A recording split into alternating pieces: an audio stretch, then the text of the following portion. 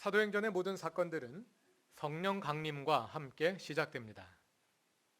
지난 한 달간 함께 읽은 사도행전 1장에서 제자들은 예수님의 분부에 따라 그 성령의 오심을 기다리고 있었고요.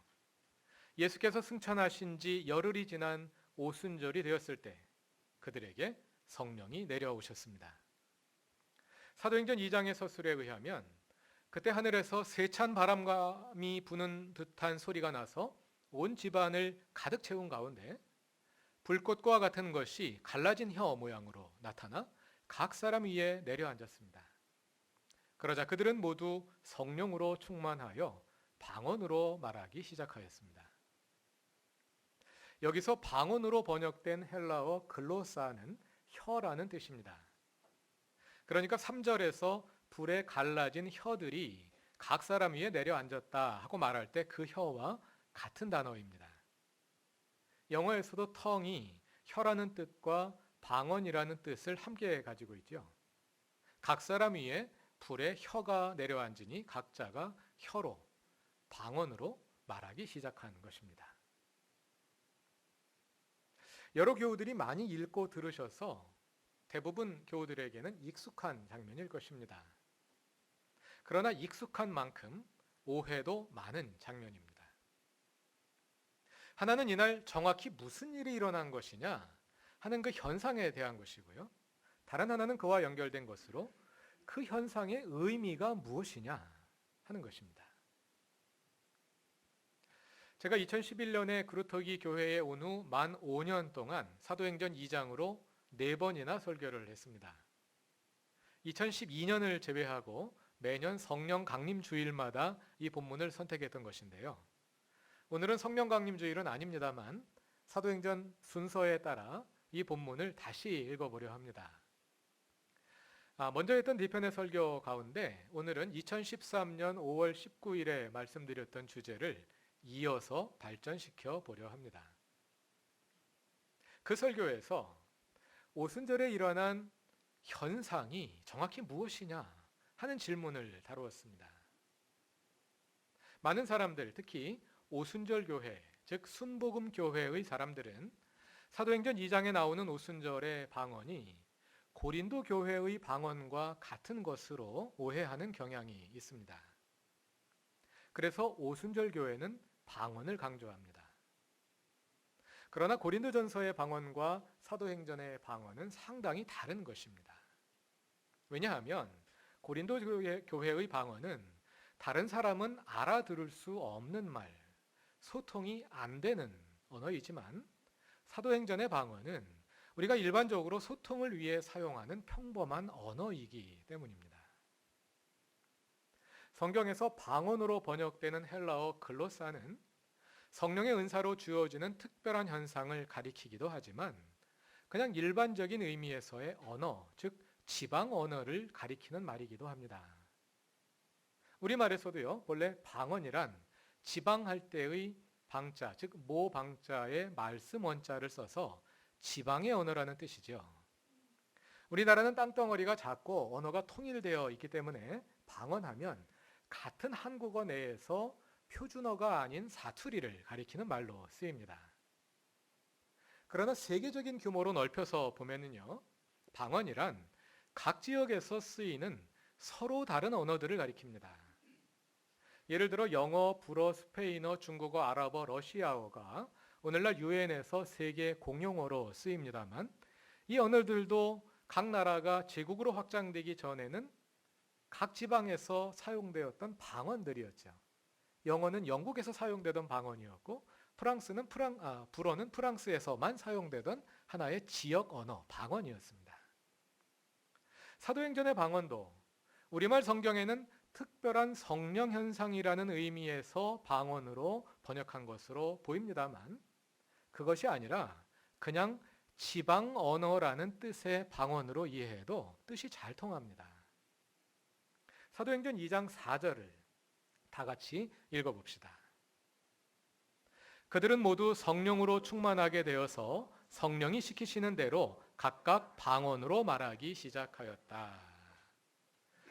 본문의 방언이라는 단어 앞에 헬라어 원문에는 다른이라는 형용사가 붙어 있습니다. 우리 세번역 성경 밑에 나나주에 보시면 뭐라고 되어 있나요? 다른 언어들이라고 되어 있죠. 또는 다른 언어로 이렇게 되어 있죠. 다른 방언으로 다른이라는 형용사가 원문에 들어가 있습니다. 각각 다른 방언들로 말했다. 다른 지방 언어들로 말했다. 이런 뜻입니다. 그들은 모두 갈릴리 사람들로서 아람어를 쓰는 사람들인데 그 당시 이스라엘 사람들은 아람어를 사용했습니다. 히브리어는 사어가 되었기 때문에요. 아람어를 쓰는 사람들인데 아람어가 아닌 다른 언어들로 말했다는 것이지요. 아니면 여러 사람들이 여러 가지 서로 다른 언어들로 말했으므로 다양한 언어라는 뜻의 다른 언어들이라 하는 뜻으로 읽을 수도 있겠습니다. 어떤 뜻으로 읽든지 결과는 같습니다. 또 본문 11절을 읽어보겠습니다. 11절입니다. 유대 사람과 유대교에 개종한 사람과 크레테 사람과 아라비아 사람인데 우리는 저들이 하나님의 큰 일들을 방언으로 말하는 것을 듣고 있어. 여기도 방언이라는 말 앞에 다른 형용사가 들어있습니다. 여기에는 우리의라는 형용사가 붙어 있습니다. 이건 굉장히 중요한 형용사인데 왜 원문에서 빼왔는지 모르겠는데요. 여기도 나나주를 보면은요, 뭐라고 되어 있나요? 우리 각자의 언어로 이렇게 되어 있죠. 그게 원문의 직역입니다. 우리 각자의 방언으로. 저들이 하나님의 큰 일들을 우리 각자의 방언으로, 우리 지방의 언어들로 말하고 있다는 거죠. 그것을 우리가 듣고 있다는 겁니다. 본문 9절부터 11절에 의하면 거기에는 유대를 포함하여 모두 15지역에서 온 사람들이 모여 있었습니다. 성령을 받은 제자들이 제각기 다른 지방 언어로 말하는데 그 언어의 종류가 모두 15가지나 되었다는 것입니다. 어떤 사람은 메데어로 말하고, 어떤 사람은 엘람어로 말하고, 어떤 사람은 메소포타미아어로 말하고, 어떤 사람들은 유대인들의 언어 즉 아람어로 말하고, 이렇게 15개 국어가 사용되고 있었다는 것이죠. 그와 같은 언급이 6절과 8절에도 나옵니다. 여기에는 글로사 대신에 디알렉토스, 영어로 다이얼렉트가 사용됩니다. 영어로 다이얼렉트나 텅이나 둘 다 지방 언어, 방언이라는 뜻이죠. 같은 뜻입니다. 제자들이 각각 서로 다른 지방의 언어로 말하고 있었습니다. 이처럼 사도행전의 방언은 고린도전서에 나오는 특별한 언어, 사람들이 알아들을 수 없는 소통이 안 되는 언어로서의 방언이 아니라 그냥 사람들이 일반적으로 사용하는 평범한 지방 언어로서의 방언입니다. 이 경우 방언은 그냥 각각의 개별적인 언어들을 가리키는 의미로 그냥 언어라는 뜻으로 이해할 수도 있겠습니다. 그 외에도 사도행전의 방언이 고린도 교회의 방언과 구별되는 또 하나의 중요한 특징은 고린도 교회의 방언이 기도인 반면에 사도행전의 방언은 예언이라는 사실입니다. 기도는 하나님께 하는 말이지요. 그러니까 혼자 기도하는 것이라면 다른 사람들이 그 말을 굳이 알아들을 필요가 없지 않습니까? 방언으로 기도하는 거죠. 하나님과만 소통하면 되니까요. 그것이 고린도전서의 방언입니다. 그러나 사도행전은 다릅니다. 아까 읽었던 11절에서 그곳에 모인 사람들이 뭐라고 하나요? 우리는 저들이 하나님의 큰 일을 우리의 언어로 말하는 것을 듣고 있어.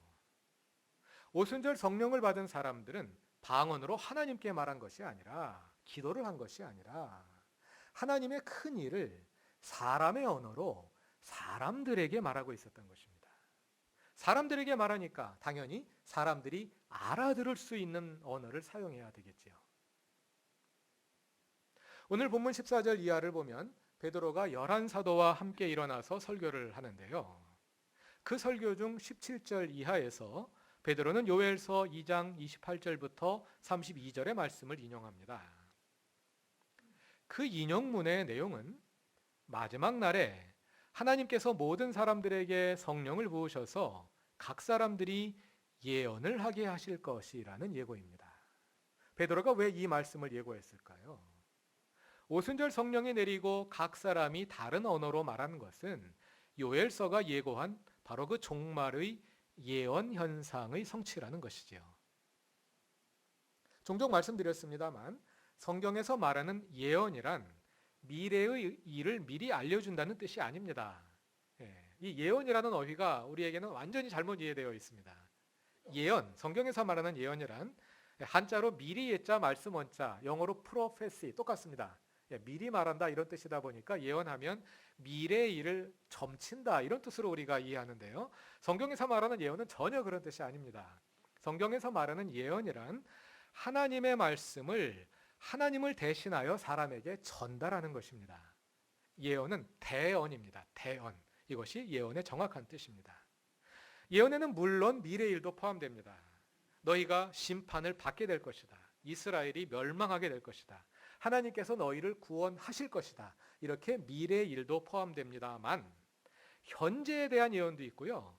과거 일도 예언으로 들어갑니다. 예를 들어 구약 성경 가운데 여호수아, 사사기, 사무엘상하, 열왕기상하를 신명기의 역사서라고 하지요. 지난번에 사무엘상 공부하면서 말씀드렸습니다. 그런데 이 신명기의 역사서는 유대교 성경에 분류해서 예언서에 들어가 있습니다. 역사책이 예언서입니다. 그러니까 예언일을 미래의 일을 점친다 이런 뜻으로 얘기하면 전혀 말이 안 되는 것이죠.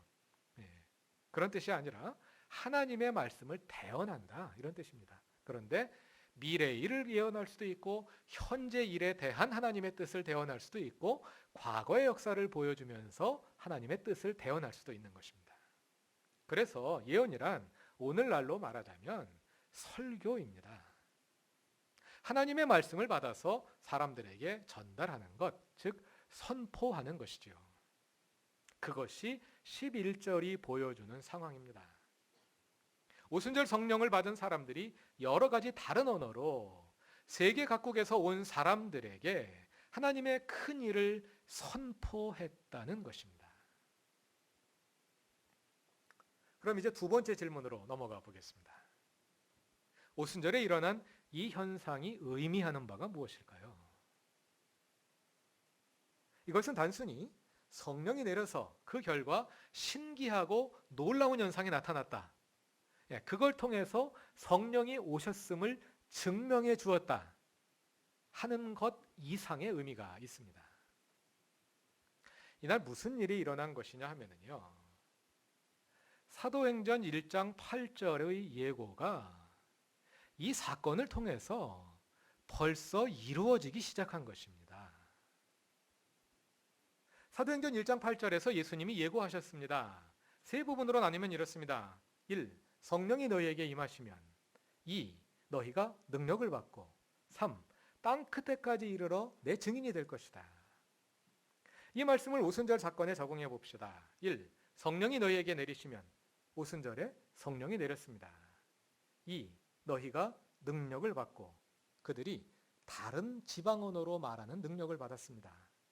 평생 갈릴리 촌구석에 살던 무식한 양반들이 배우지도 않은 외국어를 줄줄 말하고 있으니 얼마나 대단한 능력입니까? 능력을 받았습니다. 3. 땅끝까지 이르러 내 증인이 될 것이다. 그래서 그들이 세계 각국에서 온 사람들에게 하나님의 큰 일들을 증언하고 있는 것입니다. 사도행전 1장 8절이 벌써 성취되고 있지요. 지리적으로는 땅끝에 아직 도달하지 않았습니다만 언어적으로, 문화적으로는 이미 복음이 땅끝으로 확산되고 있는 것입니다. 지도를 펼쳐놓고 본문 9절부터 11절에 나오는 15지역들을 찾아보면요.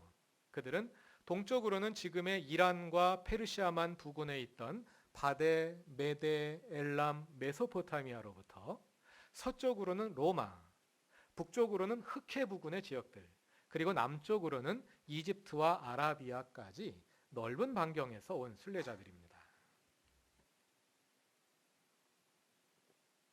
오늘날의 세계 지도를 놓고 보면 지중해 연안과 중동을 포함하는 정도로 그리 넓은 범위가 아닙니다.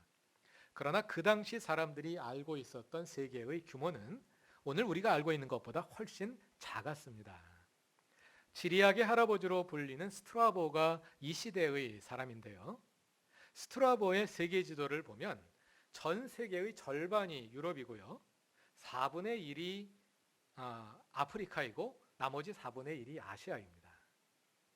그러한 세계관에 의해서 보면 사도행전 2장의 15지역은 유럽과 아시아와 아프리카에 고루 분포되어 있습니다. 둥글게요. 말하자면 전 세계에 흩어져 살고 있던 유대인들이 전 세계로부터 예루살렘으로 모여든 것입니다. 또 여기 모인 사람들은 모두 예루살렘으로 순례하러 온 사람들이기 때문에 명절이 끝나면 제각기 자기 나라로 돌아갈 것입니다. 그러니까 곧 지리적으로도 전 세계로 땅끝으로 복음이 확산되어 갈 것입니다. 그런데 우리가 여기서 특별히 주목할 것이 한 가지가 있는데요. 그것은 이 복음의 확산이 지방의 언어로, 세계 공용어가 아니라 지방의 언어로 이루어졌다는 점입니다. 그 시대의 세계 공용어는 헬라어였습니다. 기원전 3, 4세기에 그리스가 알렉산더의 마케도니아가 지중해 연안의 모든 지역을 지배하는 대제국을 세우면서 헬라어가 세계 공용어가 되었습니다. 로마 제국이 세워진 후에도 그것은 바뀌지 않았습니다. 그래서 그 시대는 헬라어를 사용하면 어딜 가든 대부분 의사소통이 가능했습니다. 오늘날 영어를 사용하면 어딜 가든 대부분 통하듯이 말입니다. 그러나 도시에서는 그랬을지 몰라도 시골로 들어가면 여전히 지방 언어들이 주로 사용되고 있었고요. 도시에도 헬라어와 지방 언어가 함께 사용되고 있었습니다. 그리고 아무래도 제국의 언어인 헬라어보다는 자기 모국어가 더 편했겠지요. 옛날 일제시대에 우리나라 사람들이 한국어와 일본어를 함께 사용하던 상황을 떠올려 보시면 될 것입니다. 그런데 사도행전에서 성령을 받은 제자들의 언어는 제국의 언어인 헬라어가 아니라 각 지역의 언어들, 즉 방언이었다는 것입니다. 아까 4절과 11절에서 그리고 6절과 8절에서 이미 확인한 것처럼 오순절 성령을 받은 사람들은 여러 가지 언어들로, 그러니까 최소한 15가지 지방 언어들로 말하지 않았습니까? 만일 그들이 헬라어로 말했다면 지방 언어들이라고 복수로 표현하지 않았겠지요. 또 헬라어로 말했다면 그걸 보고 놀랄 일도 없었겠지요. 헬라어는 그 시대 모든 사람들이 사용하는 언어였으니 말입니다. 그런데 이처럼 헬라어가 로마 제국의 공용어이던 시대에 성령은 제자들로 하여금 그냥 제국의 언어로 말하게 하시면 효과적이고 편할 텐데 그것이 아니라 굳이 각 지방의 언어들로, 방언들로 하나님의 큰 일을 말하게 하셨다는 것입니다. 왜 그러셨을까요? 우리가 사도행전 1장 8절을 읽을 때 얼핏 들으면 마치 로마 제국이 전 세계로 그 세력을 확장해 나가듯 기독교 제국이 그 지배력을 확산해 나가는 것처럼 들릴 수 있습니다. 복음은 하나님의 나라인데요. 하나님의 나라나 제국이나 전 세계로 확장될 것을 목표로 하는 큰 나라이니까 비슷하지 않습니까? 말하자면 제국이나 하나님의 나라나 둘 다 땅끝으로 이루려 하는 특성을 가지고 있습니다. 사도행전 1장 8절에서 예수님은 너희가 땅끝까지 이르러 내 증인이 되리라, 나의 부활의 증인이 되리라 하고 말씀하시는데요. 로마 제국은 뭐라고 말하겠습니까? 너희가 땅끝까지 이르러 황제의, 시저의 위대함의 증인이 되리라, 이렇게 말하지 않겠습니까? 그럼 제국과 하나님 나라의 차이는 무엇일까요? 오순절의 방언 현상은 매우 상징적인 사건입니다. 하나님의 나라가 로마 제국과 어떻게 다른지를 이 사건이 확연하게 보여주기 때문입니다. 제국은 땅끝까지 가서 모든 사람을 제국의 언어로 통일하여 그들을 지배합니다. 그러나 하나님의 나라는 땅 끝까지 가서 그 땅 끝의 언어로 그 지역 사람들을 섬깁니다. 제국은 지배입니다. 그래서 제국은 제국의 언어와 문화와 생활 방식을 피지배자들에게 강요하고 결국 모든 사람들을 노예로 만듭니다.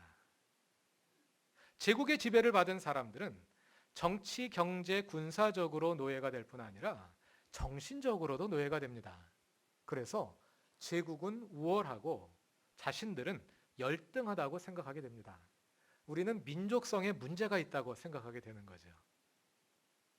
그래서 좀 먼저 깨인 나라가 우리를 지배해서 우리를 좀 깨우쳐줘야지 우리가 제대로 사람이 된다. 이렇게 생각하게 되는 것입니다.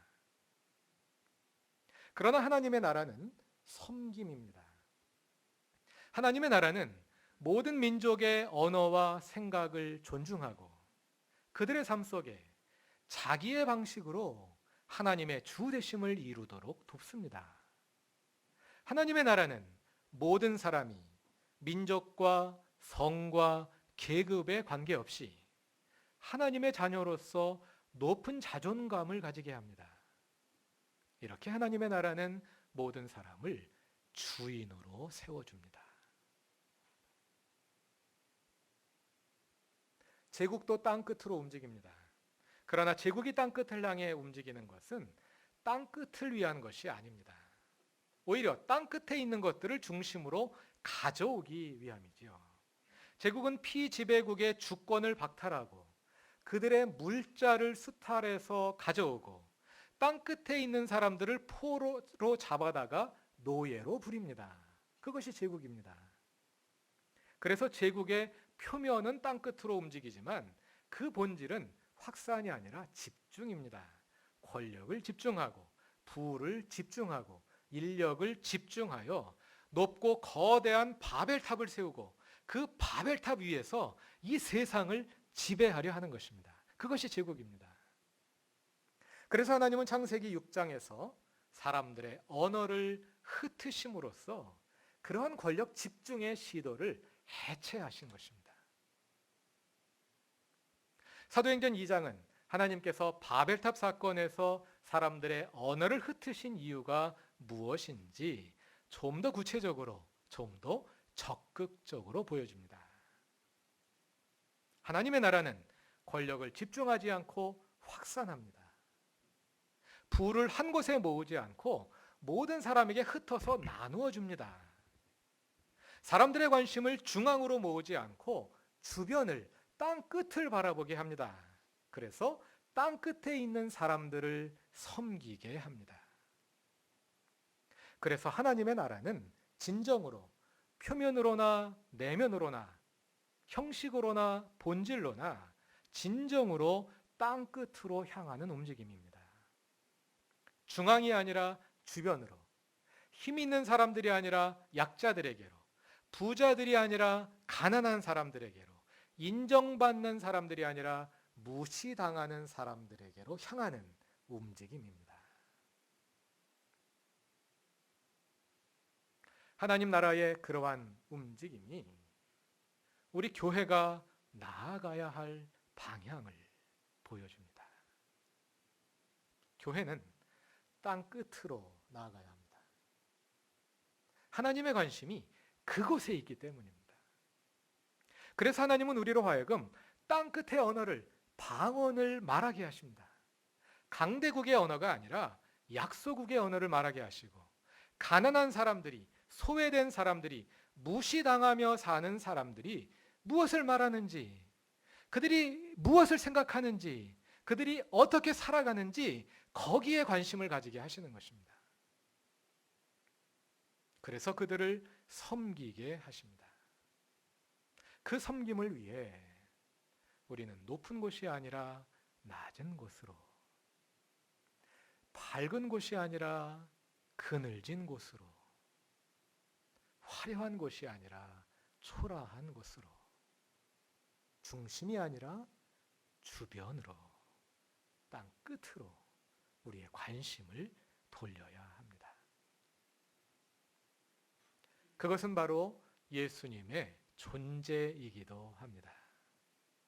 하나님이 사람이 되셔서 높은 하늘로부터 이 땅으로, 그것도 이스라엘의 땅끝이라 할 수 있는 갈릴리로 오신 것입니다.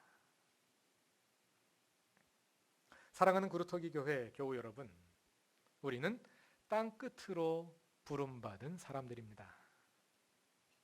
성령이 우리에게 임하시고 우리가 성령의 능력을 받아 땅끝의 방언을 말할 수 있게 되기를 바랍니다. 땅끝은 한 곳이 아닙니다. 그래서 우리가 다 한 가지 방언을 말하지는 않을 것입니다. 우리에게 주어진 삶의 자리에 따라, 그리고 우리에게 주어진 서로 다른 사명을 따라 어떤 사람은 갑바도기아의 방언을 말하고, 어떤 사람은 이집트의 방언을 말하고, 어떤 사람은 아라비아의 방언을 말할 것입니다. 각자 보내심을 받은 자리에서 각자의 방언으로 예수의 주 되심을 증언할 수 있기를 바랍니다. 그 방언으로 땅 끝에 있는 사람들을 섬기실 수 있기 바랍니다. 그 일을 감당하는 우리 곁에 예수께서 늘 함께 계실 것입니다. 사도행전에서 사도들에게 말씀하신 주님께서 오늘 우리에게도 말씀하십니다. 성령이 너희에게 내리시면 너희는 능력을 받고 예루살렘과 온 유대와 사마리아에서, 그리고 마침내 땅 끝에까지 이르러 내 증인이 될 것이다. 아멘. 다 같이 기도드리겠습니다. 우리를 부르셔서 제자 공동체로 삼으신 하나님, 그리고 우리를 땅 끝으로 보내시는 하나님, 우리에게도 성령을 내려 주옵소서. 우리가 보냄받은 일상의 현장에서 땅 끝에 방언을 말하는 능력을 주시고, 그 능력으로 하나님의 큰 일을 선포하며 예수의 주 되심을 실현하게 하옵소서. 일상의 삶 속에서 그 일을 감당할 뿐 아니라 함께 모여 삶의 경험을 나누고 서로의 이름을 불러 위로하고 격려하며 공동 전략을 세우고 서로를 다시 세상에 파송하는 생활 공동체, 사도 공동체가 되게 하옵소서. 그리할 수 있도록 성령께서 우리를 이끌어 주옵소서. 우리가 오직 성령에 이끌려 살아가는 참된 제자들이 되게 하옵소서. 예수님의 이름으로 기도드립니다. 아멘.